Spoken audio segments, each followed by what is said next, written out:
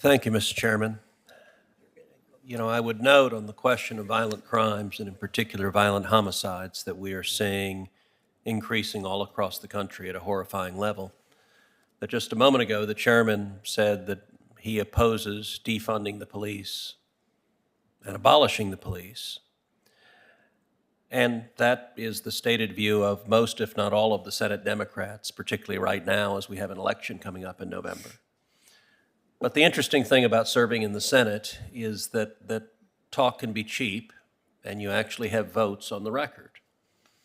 So last year, when President Joe Biden nominated one of the leading advocates of abolishing the police in the country, a woman named Vanita Gupta, to the number 3 position at the U.S. Department of Justice, the chairman of this committee and every Democrat on the committee had an opportunity to state their views and to cast a vote.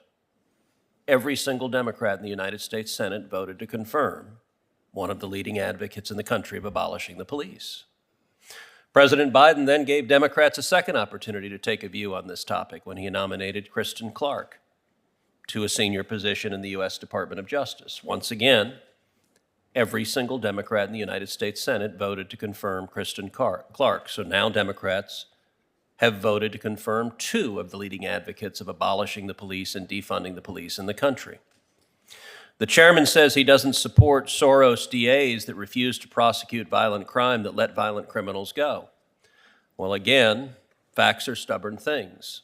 One of those Soros DAs was a prosecutor named Rachel Rollins, who in Suffolk, Massachusetts, put out a list of 15 crimes, many of which were violent, that she would not allow her prosecutors to prosecute.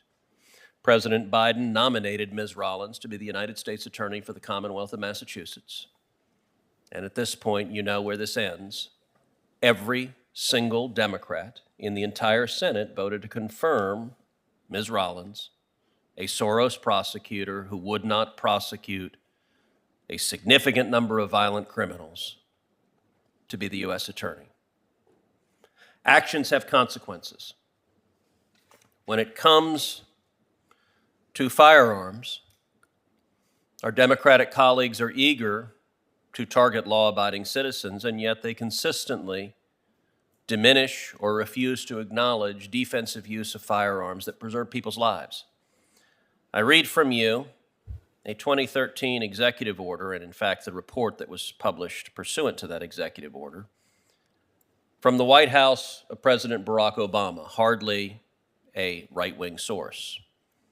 According to the Obama White House, and I am quoting here, quote, "Defensive use of guns by crime victims is a common occurrence, although the exact number remains disputed.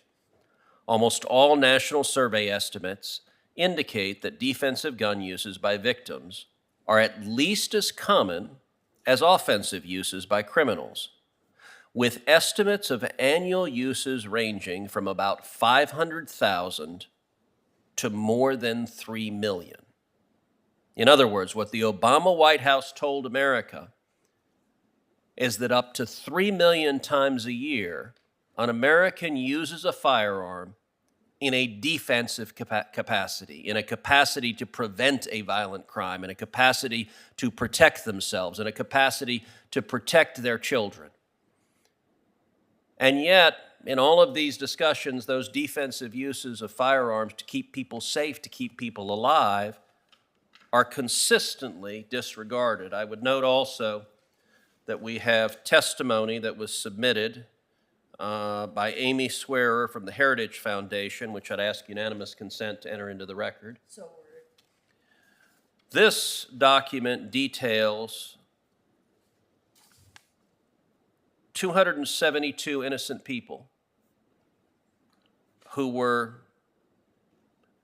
facing potentially domestic violence, whose lives were saved by the use of a firearm, including 48 minor children. And it goes through example after example after example. Now, Ms. Sullivan, you said in your written testimony, and just a moment ago in your oral testimony, that women are one of the fastest growing demographics of new gun owners in America and in your home state of Connecticut. Can you tell this committee why you believe that's the case and what what are the potential benefits of that development? Yeah, absolutely. In Connecticut, it is truly incredible to see the number of women who have a new mindset to say that they will not be a victim. And the reality is, our state feels more unsafe than I've ever known it to be.